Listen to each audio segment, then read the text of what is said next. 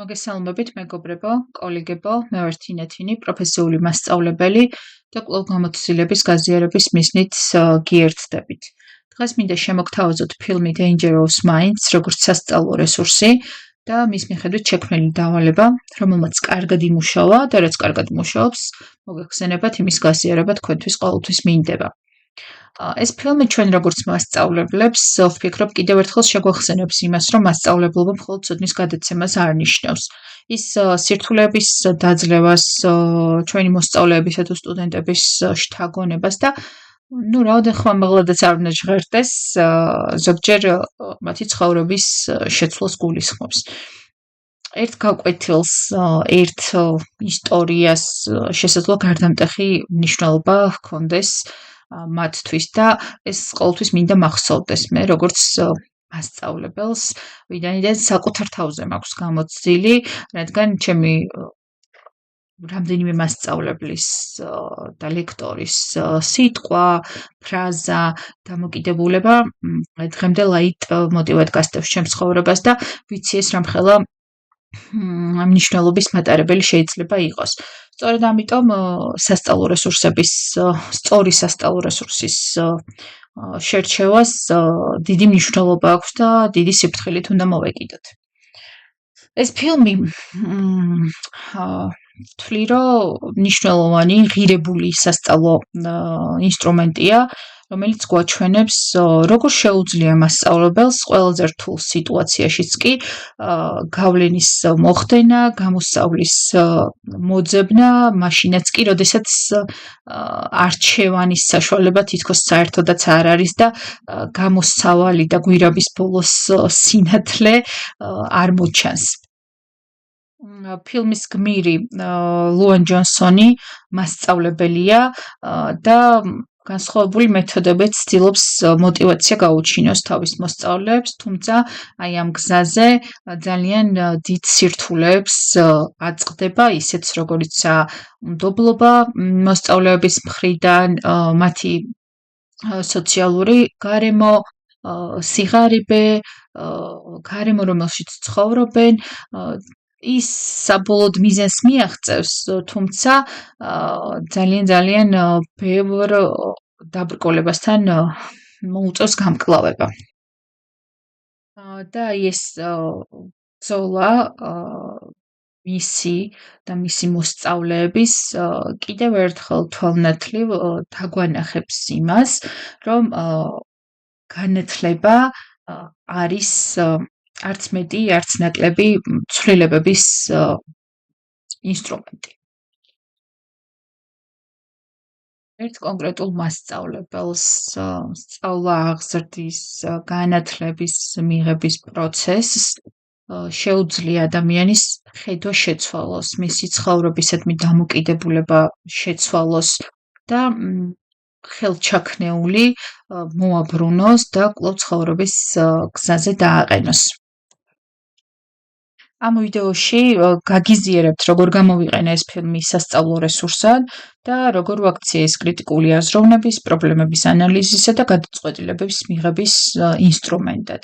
კონკრეტულად ვიმუშავეთ кейსების შექმნაზე და კოლბერგის მორალური განვითარების თეორიაზე. მოდით განვიხილოთ, როგორ შეიძლება ეს ფილმი სასარგებლოდ გამოვიყენოთ სწავლების პროცესში. ესე იგი, დავალება გვაქვს кейსის შექმნა, ანუ შემთხვევის შექმნა და შემდეგ ანალიზი. პირველი ეტაპი, ეს გახლავთ ინდივიდუალური ეტაპი, როდესაც სტუდენტები უყურებენ ფილმს და ირჩევენ კონკრეტულ სცენას ან პრობლემას, რომელიც მათთვის განსაკუთრებით მნიშვნელოვანი აღმოჩნდა. თითოეული მათგანი გამოყოფს პრობლემას, ამ პრობლემასში ჩართულ პირებს, როგორ მოქმედებენ პერსონაჟები ამ სიტუაციაში, რა გავლენა აქვს ამ პრობლემას პერსონაჟებზე. ანუ ამაზე პასუხი უნდა ჰქონდეთ. რა თქმა უნდა, ეს პირველი ეტაპი თავის თავში მოიცავს იმასაც, რომ როდესაც ფილმის ნახვის შემდეგ, როდესაც თითოეული მათგანი თავის პრობლემას, ანუ არჩეულ სცენას განიხილავს, ამასთან მოჰყვება დისკუსია, სადისკუსიო კითხვები, გაანალიზება, მსჯელობა ამ ყველაფერზე, ხო?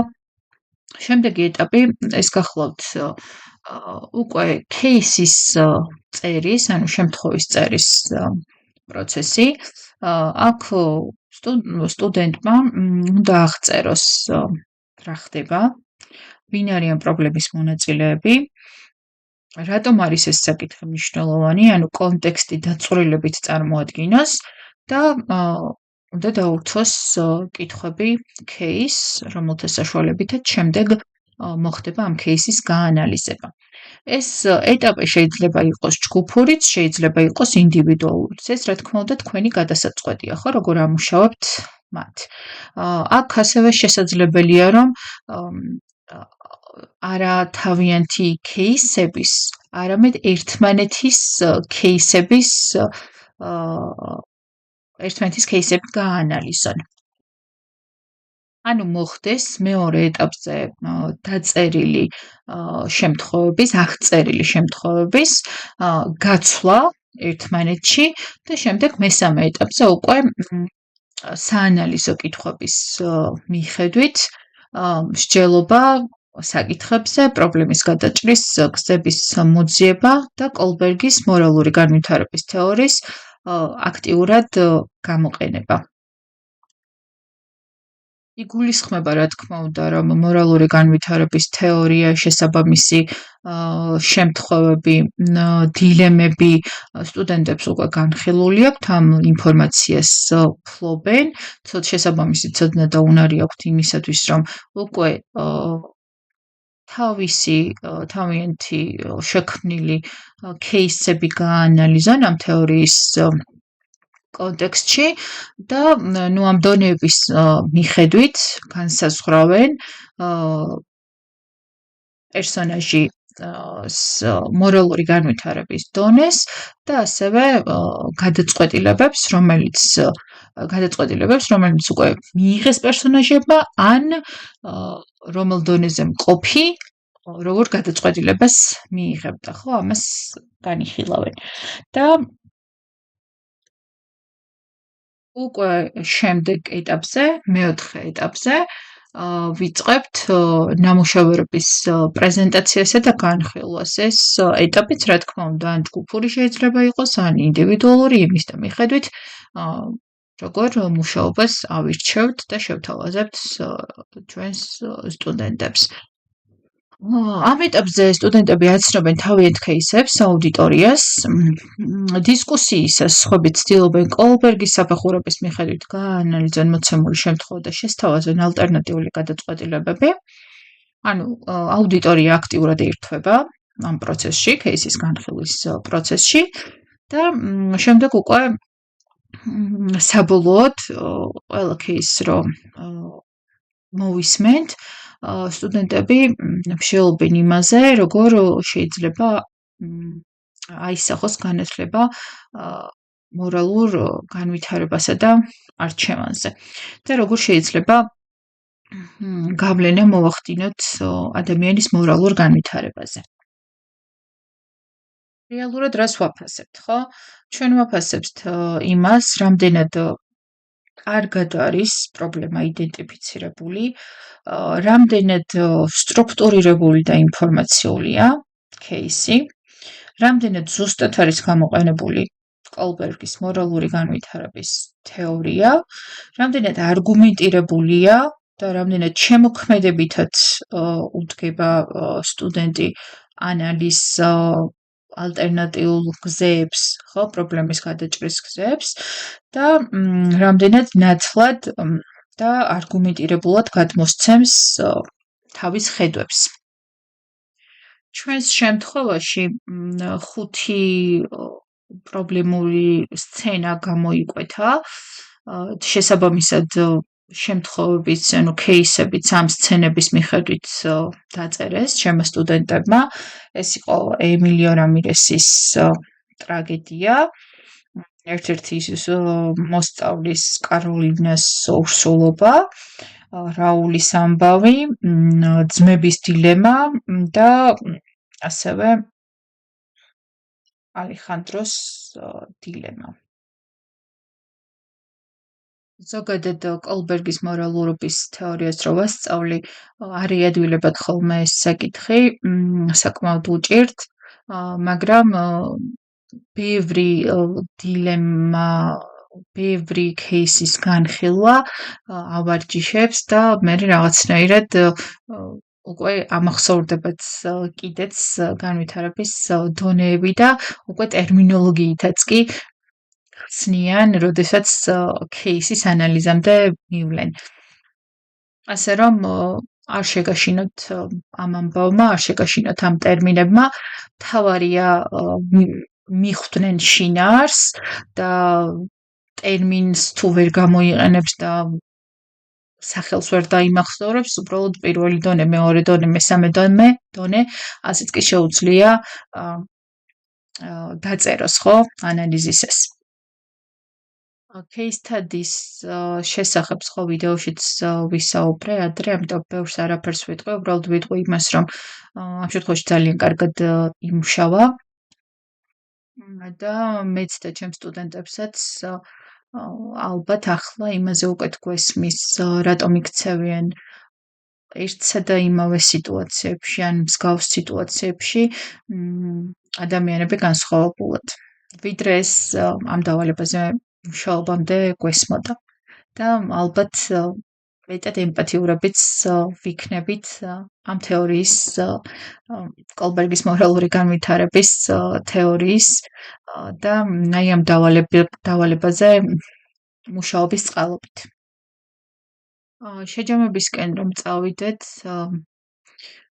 და რომ შევაჯამოთ ამ ფილმის ღირებულება, გარდა იმისა, რომ მის მიხედვით მრავალი სასწავლო რესურსი შეგვიძლია შევქმნათ და მრავალნაირად გამოვიყენოთ, მე მხოლოდ ერთ-ერთი გზა გაჩვენეთ. გარდა ამისა, ეს ფილმი ღირებულია იმ თვალსაზრისითაც კი, რომ რაღაც კვალს აუცილებლად ტოვებს შენზე. აი ხომ არსებობს წიგნები, რომლებიც მხოლოდ ერთი ფრაზით შეიძლება დაგვამახსოვრდეს. აი, ყველაფერი დაგვავიწყდეს წიგნის შესახებ, პერსონაჟების სახელები დაგვავიწყდეს, რა ვიცი, ავტორიც შეიძლება დაგვავიწყდეს წიგნის შესახებ, შეიძლება შინაარსიც კი დაგვავიწყდეს, სიუჟეტი საერთოდ დაგვავიწყდეს წიგნის, მაგრამ წიგნიდან გვახსოვდეს მაგალითად ერთი ფრაზა. მაგალითისთვის გვახსოვდეს ფრაზა მე ვცადე მაინც. არ ვიცი თქვენს გაგახსენდეთ თუ არა ეს ფრაზა რომელიც წიგნიდან არის. ხო და აი ამ ფილმიდანაც ძალიან მნიშვნელოვანია ჩემთვის ეს მასწავლებლის მიერ გრამატიკული კატეგორიების მიხედვით გასარჩევად დაწერილი წინადადება ჩვენ გვინდა სიკვდილი და მერე ეს ზმნა შეცვლილი სხვა ზნით, არჩევანით, ჩვენ ვირჩევთ სიკვდილს. და აი ეს ფილმი ჩემთვის არის არჩევანზე. და იმაზე, რომ თავარი ძალაუფლება, რაც ჩვენ ყველას გვაქვს აბსოლუტურად, დიდარს, ღარიბს, დიდგვაროვანს თუ გლეხს, ეს არის არჩევანი. ეს არის ჩვენი თავარი სიმდიდრე, რომელიც ჩვენს იდენტობას, ჩვენს ცხოვრებას, ჩვენს გადაწყვეტილებებს და საერთოდ დასავიწყებლები ვიქნებით თუ დასამახსოვრებლები სიკვდილის მერე აი მაგ ამბავს განსაზღვრავს. და ძვირფასო ადამიანებო, არჩევანი ჩვენზეა და მე ვირჩევ იმას, რომ არ დაკაკუნება მნიშვნელოვანია, მაგრამ ადამიანი უფრო მეტია. მადლობა ყურადღებისთვის, შევხვდებით შემდეგ ვიდეოში, მანამდე კი ფილმის გარშემო ამ დავალებაზე, რესურსებზე, კითხვებზე. თუ რამე დაგჭირდეთ, შეგეძლეთ შემეხმიანოთ ჩემს ელფოსტას, მივუთითებ ვიდეოს აღწერაში. დროებით.